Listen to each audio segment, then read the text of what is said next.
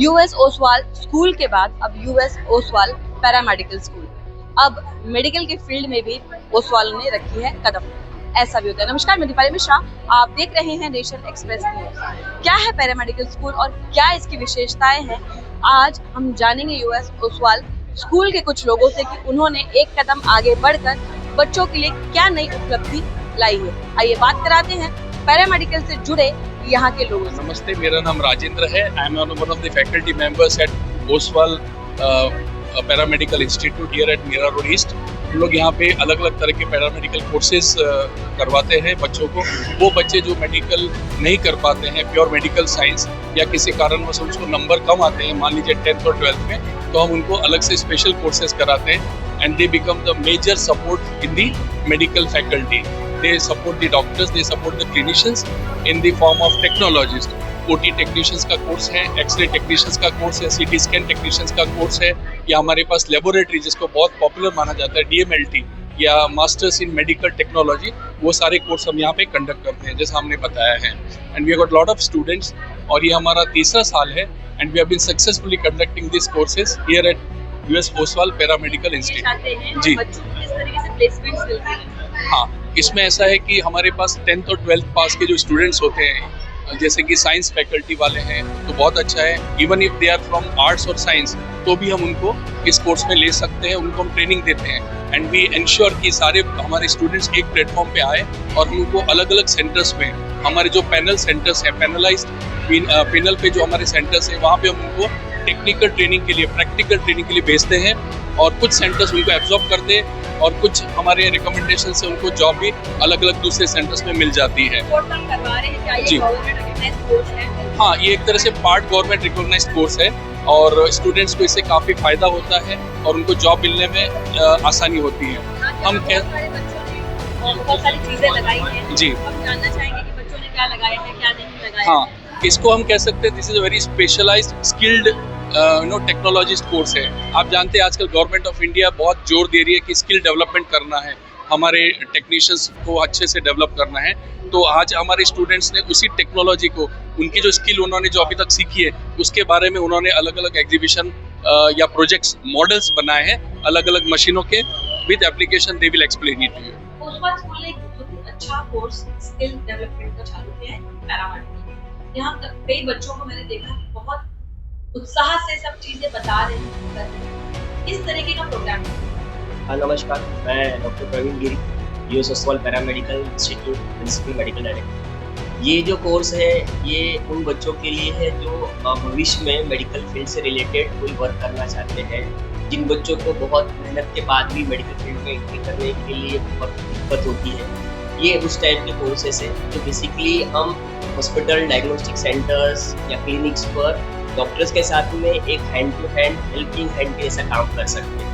इन बच्चों के लिए मोस्टली ये कोर्सेज 10th और 12th के बाद के कुछ शॉर्ट कोर्सेज और कुछ लॉन्ग कोर्सेज बनाए गए हैं। बच्चों को बेसिकली 10th के बाद डिप्लोमा कोर्सेज है जो 1 to 2 ईयर्स के हैं, और जो 12th के पास बच्चे हैं उनके लिए ये इसमें 3 साल की डिग्री कोर्सेज हैं, which is a bachelor in vocational courses.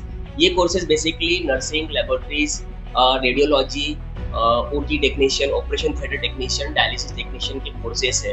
इन बच्चों को मोस्टली हम फोकस कर रहे हैं कि वो स्किल बेस्ड हो, ताकि ज़्यादा से ज़्यादा हम उनको प्रैक्टिकल नॉलेज दिला सके, उनको प्रैक्टिकली सिखा सके, थियरी के साथ साथ कि वो कैसे आगे आने वाले समय पर, जैसे कि पिछले कुछ साल पहले हमें लॉकडाउन का सामना करना पड़ा था कोविड के ड्यूरिंग, तो हमने बहुत सारे पैरामेडिकल स्टाफ की शॉर्टेज का दिक्कत हमें बहुत ज़्यादा आई।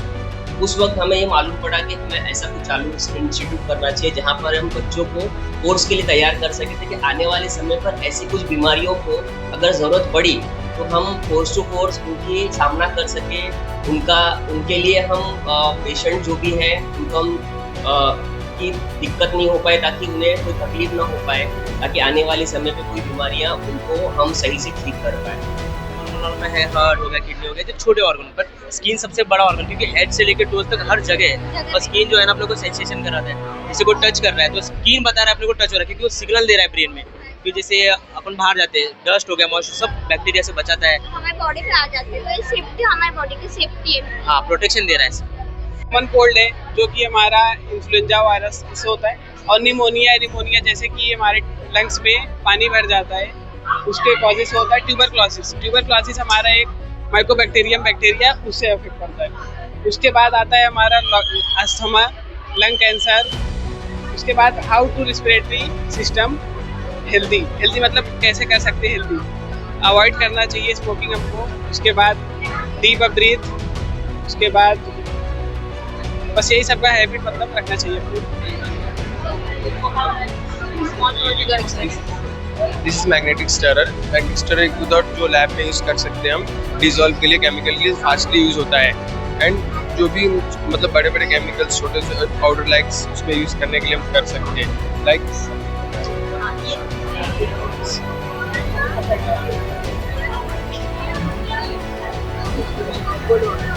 ये केमिकल्स इसके लिए से डाले, उसको मिक्सिंग करने के लिए, अच्छे डिजॉल्व के लिए लैब में यूज़ कर सकते हैं।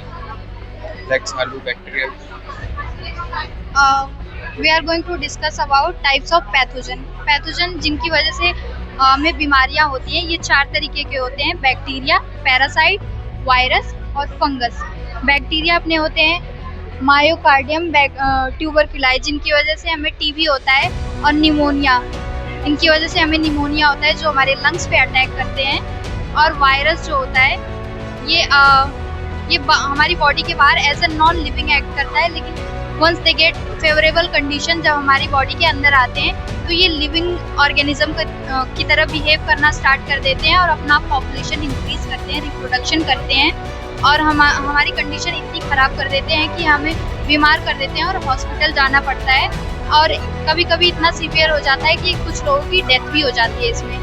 और अपना होता है पैरासाइट ये छोटे बच्चों में ज़्यादा दिखते हैं क्योंकि वो मिट्टी में जाके खेलते, हाथ में धोते, वैसे ही खाना खाते।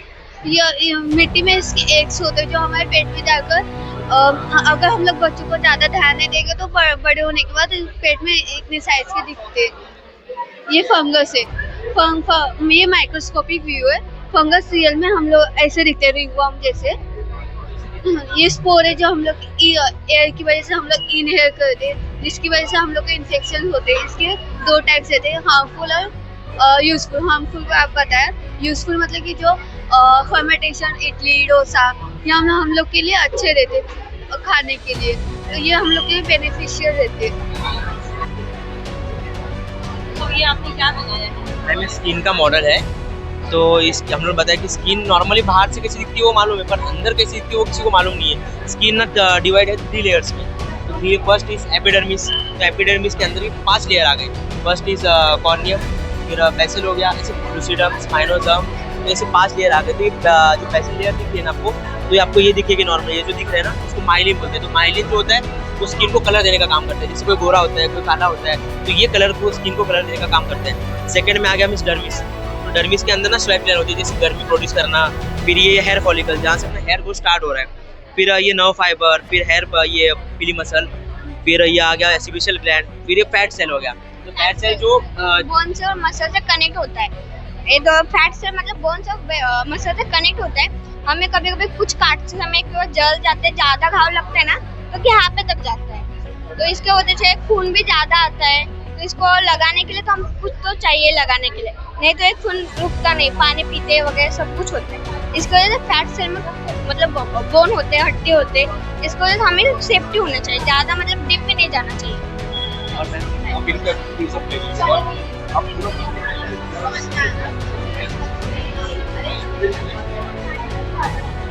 कौन बोलेगा?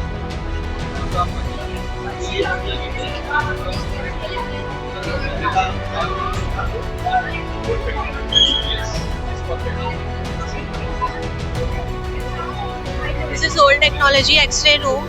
The room which is called dark room, it is completely dark and all the normal light is excluded from the room. And there are 2 main areas, that is wet area and dry. So dry area we have essential tools such as stopwatch, thermometer, cassette holder, and this is holder. So during the exposure time we use this holder to stable the film, to take the stable images. Then we go to the wet area. Then we for example this is the film, so we agitate it 2-3 times in the developer. There is a chemical in developer. Then we put it in the stop bath for 10 seconds to stop the development process. And then we put in the fixer, and fixer also contain chemical like potassium of cyanide. And then we wash, we give the final wash. Then we dry it in the dryer, and then we view in this X-ray viewer. The film is formed. New technology, ये surface पहले आप इसका old नए इसका ले लीजिए, one of the lady will explain.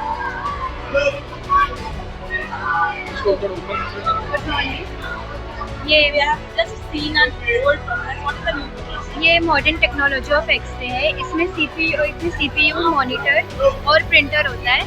ये CPU में हम लोग सिर्फ अपना ब्राइटनेस और कॉन्ट्रास्ट पे एडजस्ट करके यहाँ से हमारी एक्सरे फिल्म इस तरह से निकलती है।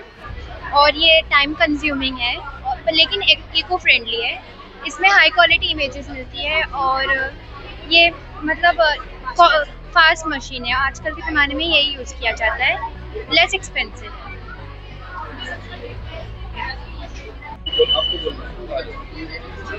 शॉर्ट एंड स्वीट में बोलना है, सब फोटो ले लेंगे आप मैडम दोनों फास्ट है। आप बोलेंगे क्या बनाए हैं आप?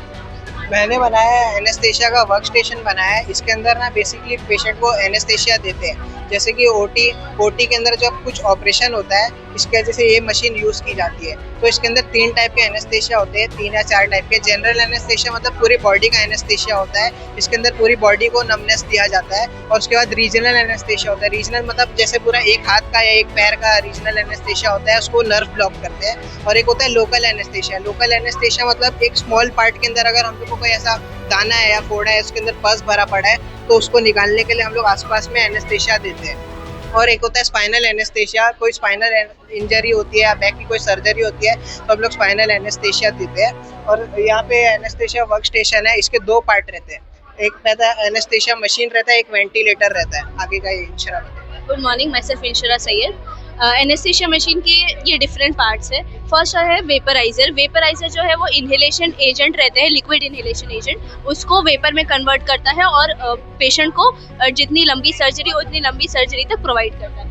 नेक्स्ट है वेंटिलेशन। वेंटिलेशन में ये बेलो रहता है, वो बताता है कि हमारे लंग्स कितने इन्फ्लेट हो रहे हैं, डिफ्लेट हो रहे हैं। जब एनेस्थेशिया देते हैं तो पेशेंट की पूरी बॉडी रिलैक्स हो जाती है, उसके सारे मसल रिलैक्स हो जाते हैं, तो उसको ब्रीदिंग नहीं कर सकता पेशेंट। इससे हम लोग उसको मैकेनिकल वेंटिलेशन देते हैं। ये हमको बताता है कि लंग्स कितने इन्फ्लेट हो रहे हैं, डिफ्लेट हो रहे हैं। यहाँ से हम फेस मास्क के थ्रू ऑक्सीजन सप्लाई करते हैं। ये रहता है फ्लो मीटर। फ्लो मीटर बताता है कि हम कितना अमाउंट में ऑक्सीजन, N2O और मेडिकल गैस का अमाउंट बताते हैं। और ऊपर है कंट्रोल पैनल। कंट्रोल पैनल हम लोग को मशीन कैसे ऑपरेट करना है, क्या करना है, वो सब हम वहाँ से ऑपरेट किया जाता है। अगर इन केस ऑक्सीजन कम हो गया या एनेस्थेटिक एजेंट ज़्यादा हो गया तो वहाँ पे अलार्म बज जाएगा, तो हम लोग उसको ऑफ कर सकते हैं। नेक्स्ट है मॉनिटर। मॉनिटर से हम लोग को पेशेंट के वाइटल्स पता चलते हैं। पेशेंट की बीपी क्या है, हार्ट रेट क्या है, उसका ड्यूरिंग प्रोसीजर उसका क्या वाइटल साइंस है, वो हम लोग को मॉनिटर के थ्रू पता चलता है। ये रहता है soda lime canister. Soda lime canister जो रहता है, जो पेशेंट कार्बन डाइऑक्साइड रिलीज करता है वो एटमॉस्फेयर में नहीं जाती है, वो जाती है सोडा लाइम कैनिस्टर में। ये जो बॉल्स रहते हैं वो कार्बन डाइऑक्साइड को एब्जॉर्ब करते हैं, फिर O2 को वापस फ्रेश एयर गैस फ्लो में छोड़ देते हैं। तो पूरा वो ऑक्सीजन जो भी रहता है वो हमें वेस्ट नहीं होता है एनवायरनमेंट में, पूरा सर्कल सिस्टम चलते रहता है।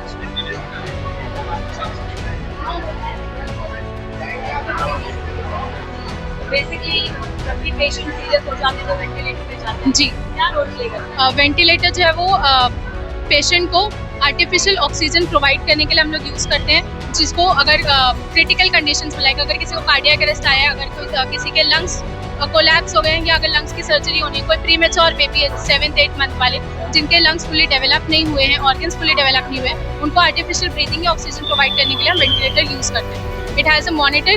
मॉनिटर्स के ऊपर जो है वो हम डिफरेंट जो वाइटल्स है पेशेंट के वो मॉनिटर कर सकते हैं, जैसे कि ब्लड प्रेशर हो गया, ऑक्सीजन लेवल हो गया, ये सारी चीज़ें हम इसमें मॉनिटर करते हैं। इसके ऊपर एक अलार्म सिस्टम भी प्रेजेंट होता है। अलार्म से क्या होता है ना कि अगर कोई पेशेंट का कुछ फ्लक्चुएट हो रहा है, बीपी शूट हो रहा है या लो हो रहा है जो भी, तो उससे जो वो डॉक्टर्स अलर्ट हो जाते हैं और उनको पता चलता है कि पेशेंट में कोई मूवमेंट है। इसके बाद इसके अंदर पेशेंट पोर्ट्स होते हैं जो कि अटैच होते हैं पेशेंट से। एक ह्यूमिडिफायर प्रेजेंट होता है जो एयर जो पेशेंट को हम ऑक्सीजन दे रहे हैं उनको मॉइस्ट करने का काम करता है। फुल्ली जो ड्राई एयर होती है it can damage the lungs of the patient, तो उनको ह्यूमिडिफाई करके देने के लिए एक ह्यूमिडिफायर इसमें प्रेजेंट होता है। नीचे प्रेशर गॉज और प्रेशर कंट्रोल हम इसको बोलते हैं, ये इसके अंदर प्रेजेंट होता है जिससे प्रेशर जो है एयर का हम उसको कंट्रोल करके पेशेंट को दे सकते हैं। तो ये हमारा वेंटिलेटर है। ये क्रैश कार्ड जो है वो इमरजेंसी के लिए यूज़ होता है। इसमें ट्रे रहता है, ड्रॉज रहते हैं, शेल्फ रहता है और नीचे व्हील्स उसके लिए रहता है जो इजीली उसको मूव कर सकते हैं। इसमें इमरजेंसी के लिए अम्बो बैग्स रहते हैं, स्टेथोस्कोप रहता है, बीपी मशीन्स रहते हैं, नीचे कैथेटर रहता है, मेडिसिन्स रहते हैं, ग्लव्स रहते हैं, गॉज रहता है और केयर और मेंटेनेंस उसका ये रहता है कि अगर मेडिसिन जो है वो देख के चेक करके रखना चाहिए कि एक्सपायर नहीं है, ओपन ना हो, पहले से यूज़ ना हो। इसमें क्रैश कार्ड में डस्टबिन्स भी रहते हैं जिसमें लाइक एनाटॉमिकल वेस्ट जो रहता है, लाइक सिरिंजेस रहता है जो यूज़ किया गया है तो उसको इसमें डंप करते हैं।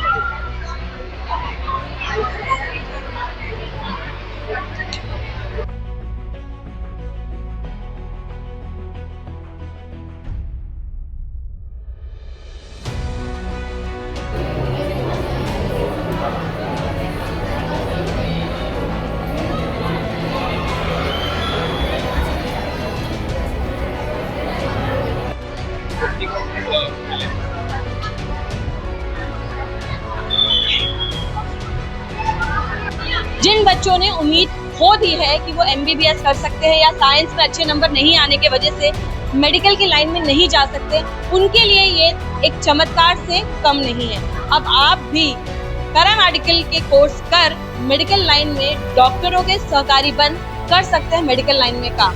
अगर आपकी भी ऐसी कोई इच्छा है तो US ओसवाल स्कूल में चल रहे US पैरामेडिकल कोर्सेज के बारे में जानकारी ले और अपने सुनहरे भविष्य यानी कि मेडिकल लाइन में एक कदम आगे बढ़े। किस तरीके से काम करेंगे, किस तरीके से नहीं, जानने के लिए नीचे दिए गए नंबर पर संपर्क करें। तब तक के लिए बने रहें, जुड़े रहें और देखते रहें मेरे यानी दीपाली मिश्रा और विजुअल्स के साथ नेशन एक्सप्रेस न्यूज़।